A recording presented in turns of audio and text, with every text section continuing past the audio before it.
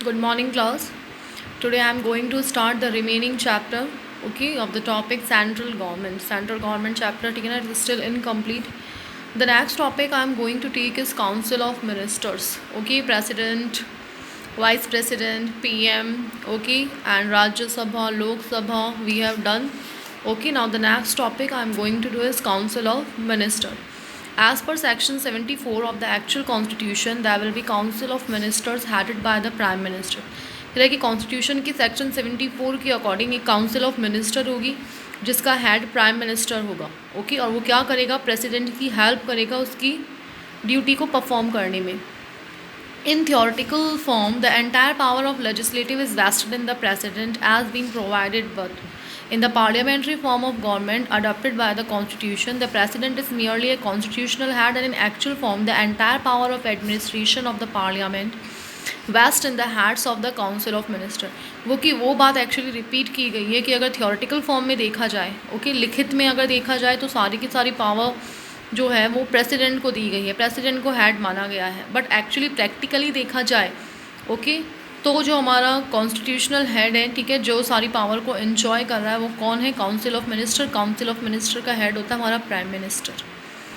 तो ये बात मैं आपको पहले भी बोल चुकी हूँ कि सारी पावर्स एक्चुअली हमारा पीएम एंजॉय कर रहा है. ओके, और वो पीएम के साथ काम कौन करता है, उसकी काउंसिल ऑफ मिनिस्टर.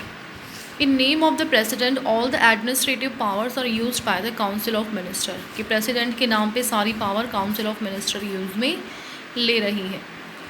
अब है फॉर्मेशन. ओके, बनती कैसे है ये council of minister.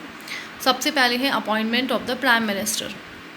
According to section 75, the Indian Constitution, okay, 75 section के according, the president appoints the prime minister and the other ministers are appointed as per the advice given by the president. क्या कह रहा है कि president prime minister को appoint करता है और president की advice पे ही बाकी के ministers appoint होते हैं.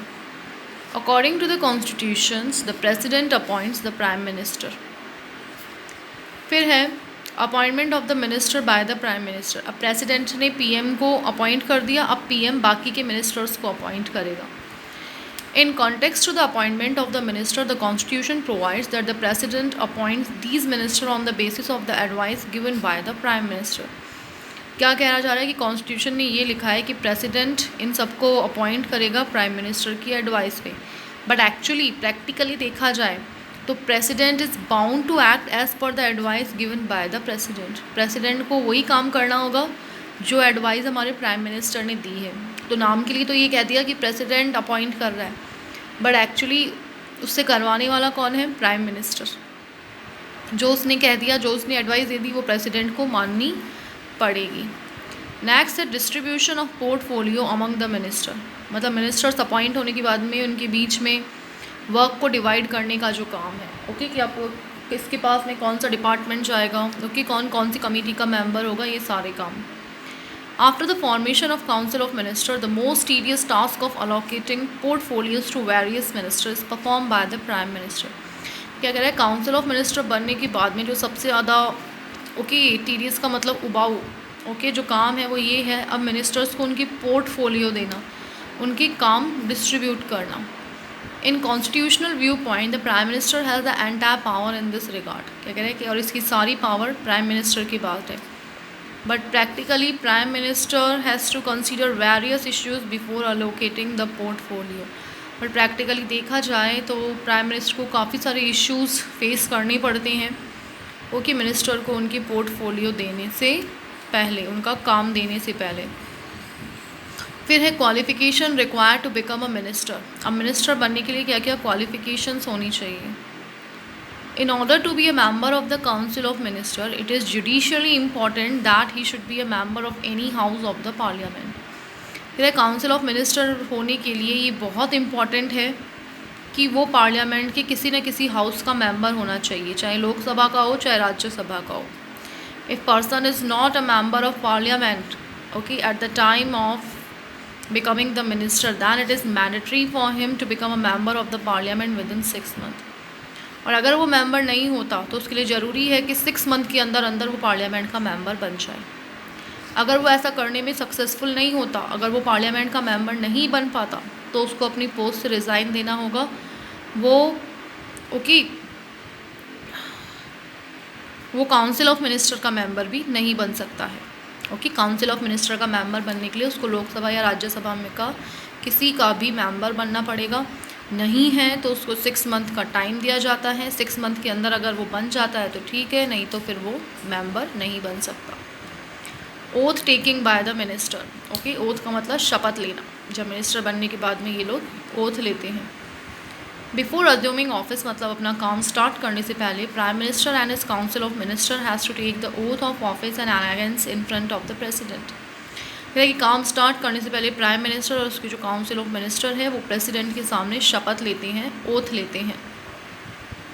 Tenure of the council of minister, इसका मतलब है टाइम पीरियड कितना है, वही 5 ईयर्स होगा। ओके, मोस्टली जो है सबका टाइम पीरियड 5 ईयर्स ही हैं। The tenure of the council of minister is not fixed, ये फिक्स नहीं है। And it remains is office till time it enjoys confidence of the parliament. ये जब तक अपने काम में रहते हैं, जब तक पार्लियामेंट इनसे सेटिस्फाइड है। The council of minister remains on it's post for a maximum tenure in the Lok Sabha which is 5 years. ज़्यादा से ज़्यादा ये 5 साल तक अपनी पोस्ट के ऊपर रह सकते हैं, बट बीच में भी इनको हटाया जा सकता है अगर पार्लियामेंट इनसे सेटिस्फाइड नहीं है तो।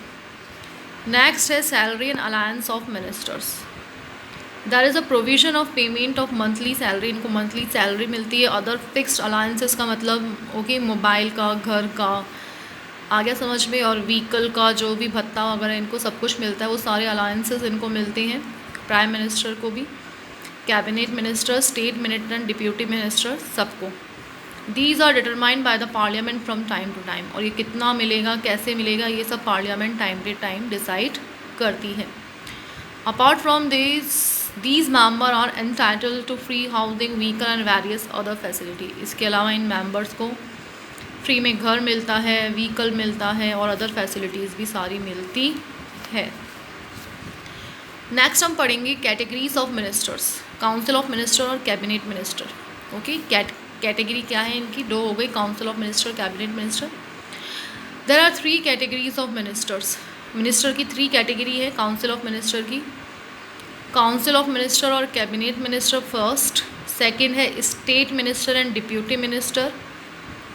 Okay, the highest category of ministers are the ministers of cabinet. सबसे हाईएस्ट कैटेगरी क्या है, minister of cabinet, which form the supreme unit of administration in a parliamentary form of government. Okay, जो कि जिनका parliament में सबसे supreme position है, administration का काम ये लोग देखते हैं।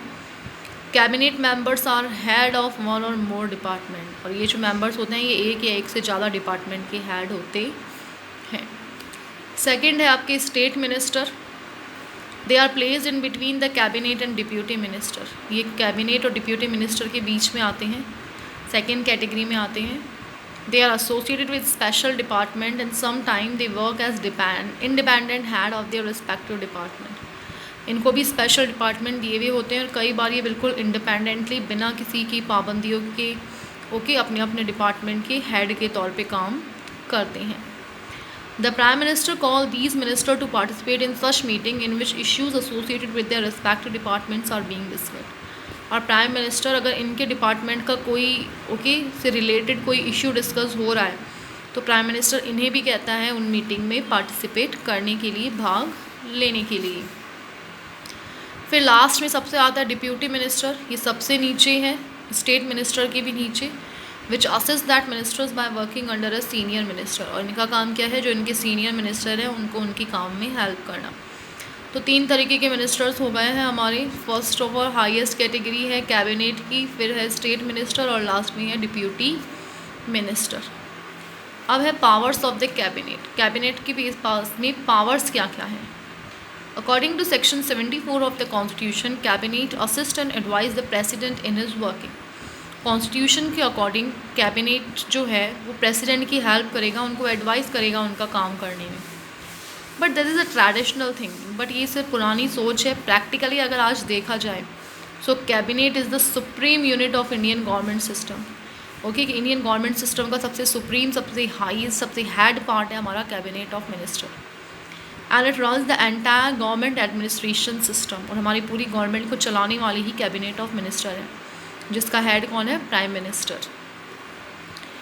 इन fact all the powers of the president are use by the cabinet. Even president की सारी पावर ही कैबिनेट यूज़ में ले रहा है, इसलिए इसे क्या कहा जाता है, heart of the Indian government system.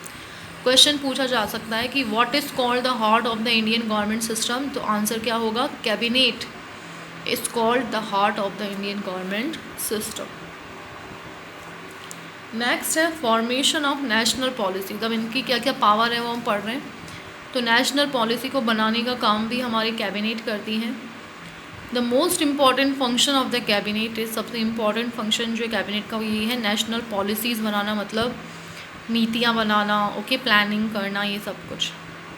It decide about the type of policy which would be adopted for administration by various government department with in the country. ये डिसाइड करती है हर तरीके की पॉलिसी, ओके, जिसको हमारा एडमिनिस्ट्रेशन स्वीकार करेगा, okay.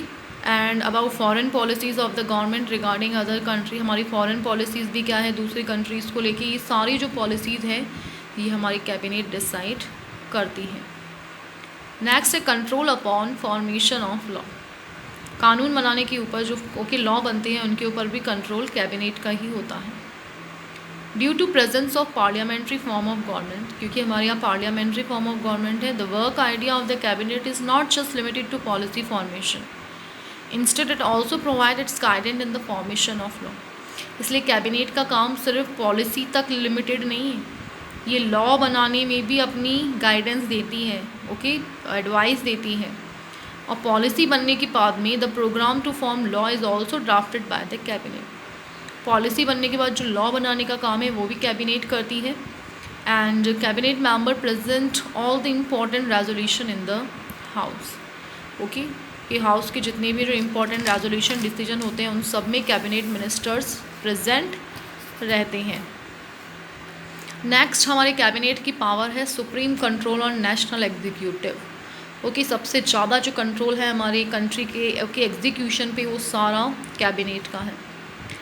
In principle form entire executive power of the union government vest with the president, okay. Principle form मतलब देखा जाए तो वही बात बार बार आ रही है कि देखा जाए तो सारी पावर प्रेसिडेंट को दे रखी है, बट प्रैक्टिकली देखा जाए, okay, so this type of entire executive power is used by the cabinet, कि सारी पावर कैबिनेट यूज़ में ले रहा है।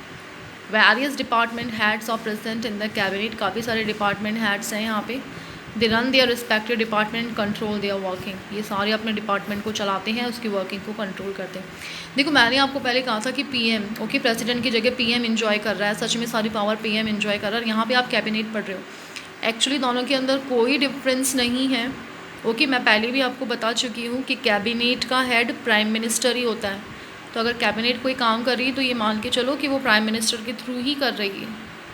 तो मेन सारी पावर अगर कैबिनेट लिखा हुआ है चाहे प्राइम मिनिस्टर लिखा हुआ आता है, okay, no difference is that. Next है financial power. The cabinet is also responsible to form the economic policy of country. Country की इकोनॉमिक पॉलिसी बनाना मतलब मनी से रिगार्डिंग, फाइनेंस से रिगार्डिंग जो भी रिस्पॉन्सिबिलिटी है वो भी सारी कैबिनेट की है। In order to fulfill this responsibility, the annual possible account of the country's income and expenditure is present in front of the parliament. और इस रिस्पॉन्सिबिलिटी को निभाने के लिए पूरे साल की जो इनकम होती है, खर्चा होता है, ओके, पूरा जो बजट वो पार्लियामेंट के सामने प्रेजेंट किया जाता है, पेश किया जाता है। The budget is prepared by the finance minister on the basis of the policy form by the cabinet. Budget किसके द्वारा ओके प्रिपेयर किया जाता है, फाइनेंस मिनिस्टर बनाता है। और फाइनेंस मिनिस्टर को भी उसकी जो पॉलिसी है वो कौन बना के देती है, कैबिनेट बना के देती है, okay.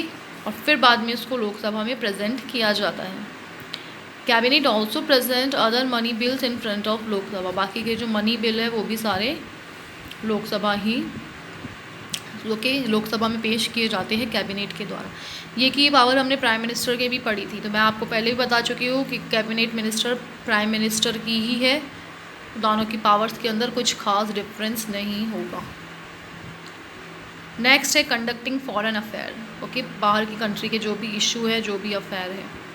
Foreign affair of India handle by cabinet. It makes declaration regarding war, peace, okay, कोई लड़ाई होनी है, कोई शांति संधि है तो उसके रिगार्डिंग जो भी डिक्लेरेशन है वो हमारी कैबिनेट करेगी। And decide what type of relationship या pact should be made with foreign countries. और दूसरी कंट्री के साथ में कैसे रिलेशन होने हैं, कैसे कुछ पैक्ट संधि वगैरह होनी है, ये सारा हमारा कैबिनेट डिसाइड करती है।